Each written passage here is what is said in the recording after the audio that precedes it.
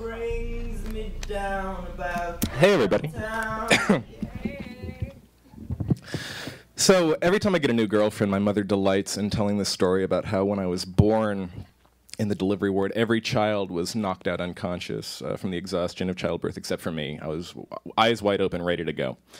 And either the part she didn't know or the part she didn't tell was the reason I was eyes wide, ready to go from the moment I was born was because in my head I kept going over again, something terrible is going to happen.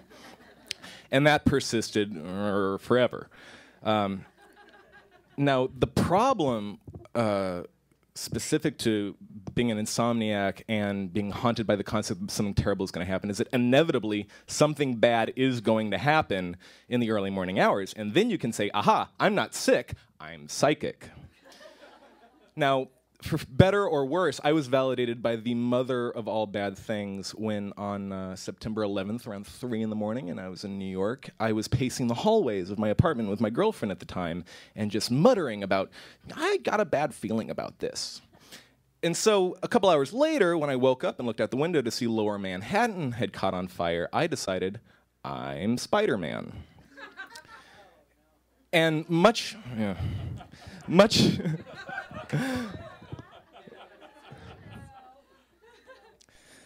She was traumatized by Spider-Man as a child.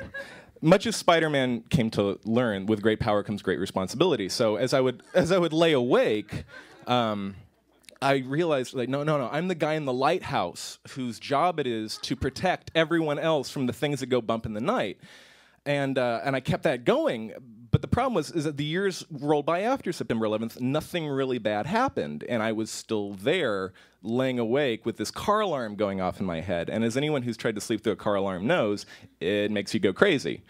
And a lot of my friends were telling me, you need to see a doctor, you need to get help for this. And I thought, no, I have a better idea. I worked for a humanitarian aid organization at the time, so I decided I'm going to go to Sudan. And I got to go because no one wants to live in Sudan, not even the Sudanese, because really bad things happen in Sudan all the time. So I go, and then an amazing thing happens when I get there. In the one place on earth where it's completely justified to sleep with one eye open, I fall asleep the minute my head hits the pillow. It's like coming home, because there's no concept for being a paranoid crazy person in Sudan. They just call it being responsible. But all good things come to an end, and eventually my contract expired, and I had to go back to New York. And when I get there, I go crazy. I don't know how to come back home at all. As I walk around, people are drunk in the early morning and going about their business as though nothing terrible could ever happen to them. And I feel like I'm just watching people lining up to get on the Titanic, and they haven't seen the end of the movie, and they're about to get really surprised. And I get more and more nervous, and my friends, I have a couple social worker friends, and they're like, dude, you've got to learn to get through this. You can't look for it. And I'm like, all right, maybe you're right. So one night, I load myself up on sleeping pills, and I go to bed at a decent hour, and I'm like, I'm just going to hit the reset button.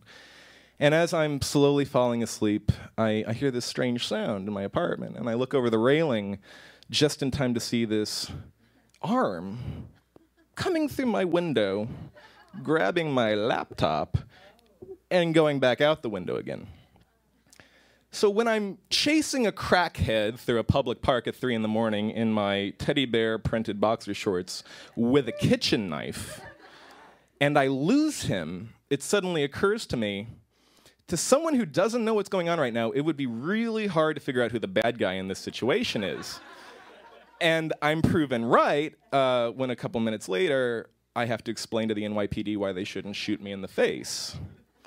And the thing that I had to confront at that moment is, when you decide you're not going to be a victim anymore, the one thing you're not prepared for is that at 3 a.m., it's really hard to tell the good guys from the bad guys. Thank you.